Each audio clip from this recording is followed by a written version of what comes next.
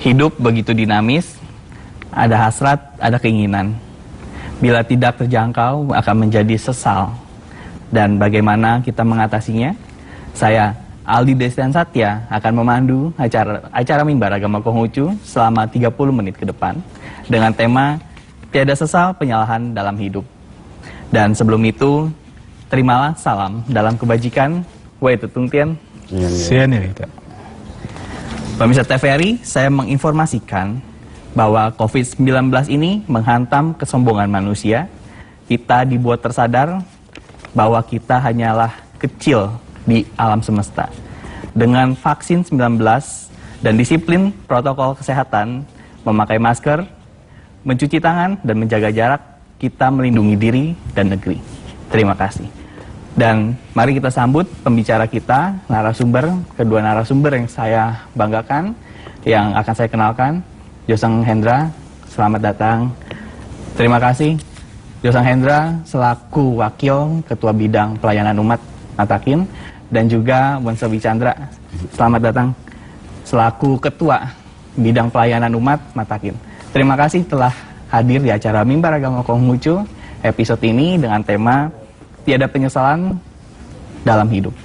Tentu tema ini menarik bahwa kita di dalam kehidupan ini penuh dengan cobaan, penuh dengan hasrat, penuh dengan keinginan, dan ketika gagal kita akhirnya menyesal karena tidak sesuai ataupun ada sesuatu yang kita dikecewakan atau segala macamnya.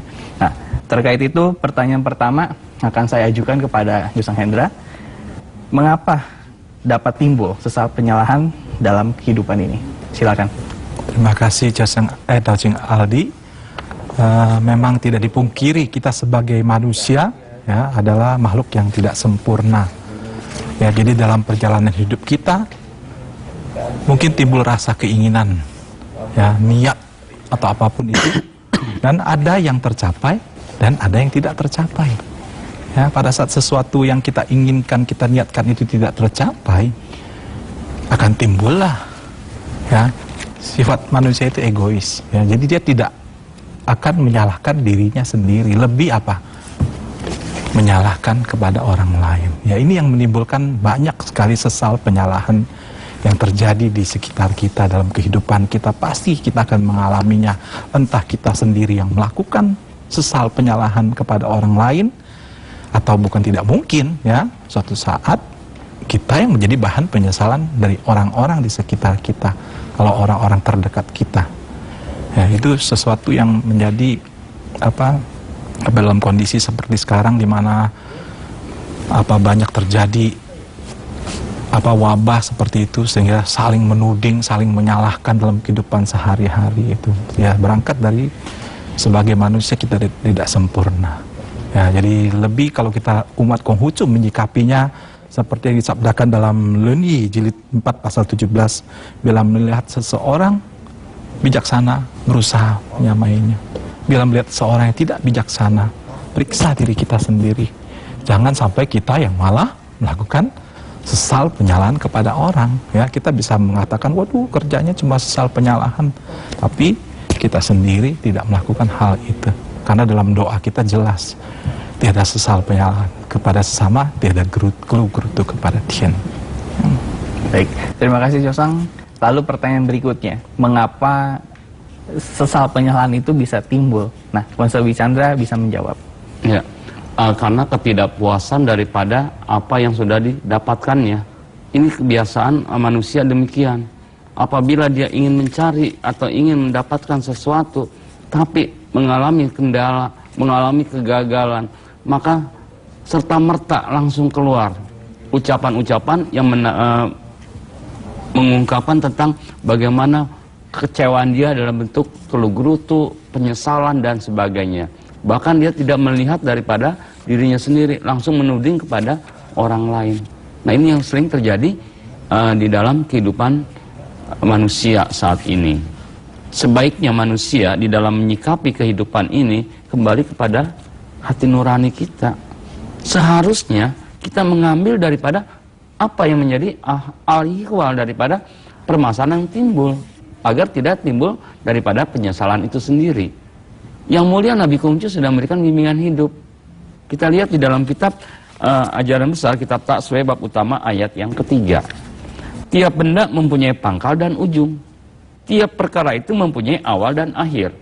Orang yang mengetahui mana hal yang dahulu dan mana hal yang kemudian, ia sudah dekat dengan jalan suci.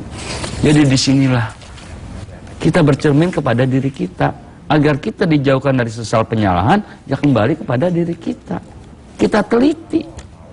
Teliti bagaimana ahwal yang menjadi penyebab kegagalan, ketidakpuasan diri kita. Nah inilah cara yang dapat dilakukan, yaitu kita mengambil daripada pangkal dan ujungnya. Sehingga orang-orang ya tidak menyesal kita, kita pun tidak menyesali kepada orang lain. Baik, ya, demikian. Terima kasih Unsa. Tapi kita harus rehat dulu sebentar. Pemirsa TVRI, jangan kemana-mana, tetap di acara Mimbar Agama Konghucu, TVRI, media pemersatu bangsa.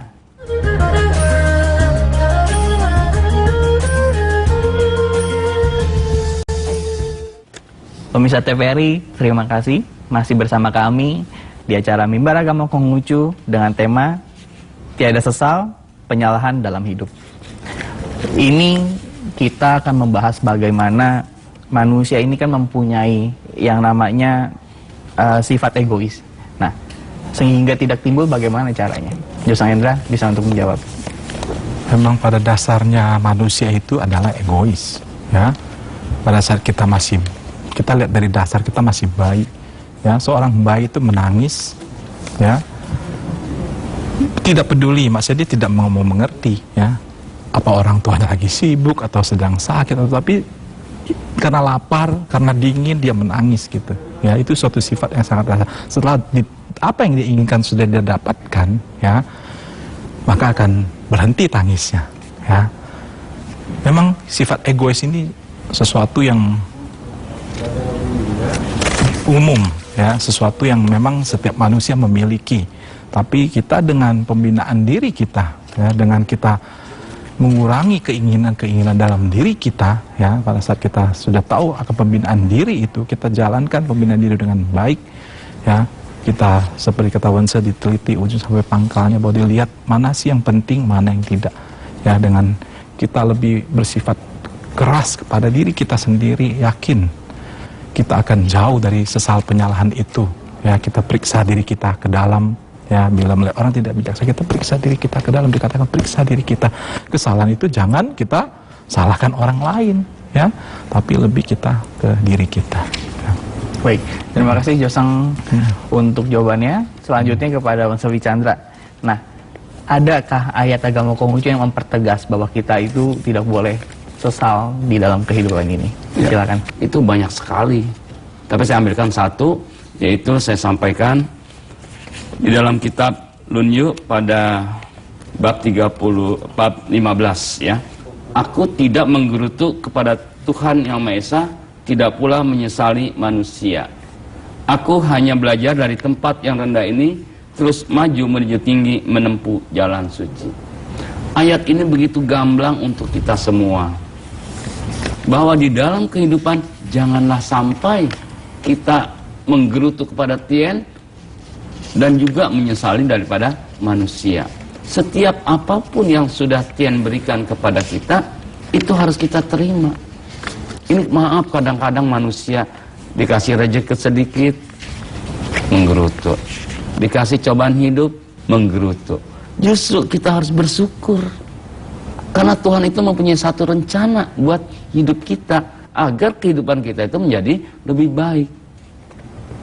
Kadang-kadang juga kita menyesali manusia karena sesuatu orang lain disalahkan. Justru tadi seperti Pak Josang Hendra katakan, harusnya kita kembali pada diri kita sendiri. Apa sudah benar diri kita yang melakukan, ya, sehingga kita mengumpat orang lain salah ini, salah itu dan sebagainya. Nah inilah, sebagai manusia kita berusaha mengurangi, bahkan membuang hal-hal yang menyebabkan kita ini keluar sumpah serapah, kelugurutu, ya, yang akhirnya itu akan merusak daripada diri kita sendiri, ya. Baik, terima kasih Wensa. Selanjutnya kepada Josang, apa yang harus kita lakukan untuk menghindari sesal penyalahan terhadap sesama manusia ini? Silakan. Sebagai umat Konghucu, kita awali mungkin karena awal kita katakan bahwa itu adalah keinginan yang tidak dapat kita capai. Untuk memelihara hati itu yang paling baik adalah mengurangi keinginan-keinginan kita. Ya, dengan kurangi keinginan kita, ya pasti lebih berkurang apa yang kita tidak capai atau yang kita tidak dapatkan. Ya, itu salah satunya, ya. Dan juga disabdakan di dalam Lunyi jilid 15 pasal 15, sabdakan Nabi bersabda, bersikap keras kepada diri sendiri dan bersikap lunak kepada orang lain akan menjauhkan kesalahan orang. Cincai, ya, ayat suci ini jelas, ya. Kita keras pada diri kita sendiri, ya, jangan kita bersikap lunak kepada orang lain, jangan mencari kesalahan orang lain. Kita cari-cari kesalahannya, tidak salah pun disalah-salahkan. Ya, kita tekan terus gitu, ya, sehingga apa? Akan terjadi apa? Apa yang keluar darimu akan kembali kepadamu, pasti ya, mereka akan menyesalkan kita gitu. Ya, kok galak banget sih kok. Ya, dan seterusnya ini yang kita hindarkan, ya, bahwa dalam pembinaan diri kita yakinlah bahwa dengan kita lebih keras kepada diri kita, bahwa kita tahan, kita berpantang dalam kehidupan kita, menjaga kelakuan dalam kehidupan kita, tapi keluar kita lakukan kita kepada orang di sekitar kita, kita tidak berikan tekanan yang berat, kita bersikap lunak kepada mereka, ya kita akan jauh dari kesalahan itu. Baik, terima kasih Josang untuk jawabannya, tapi kita harus rehat dulu sebentar.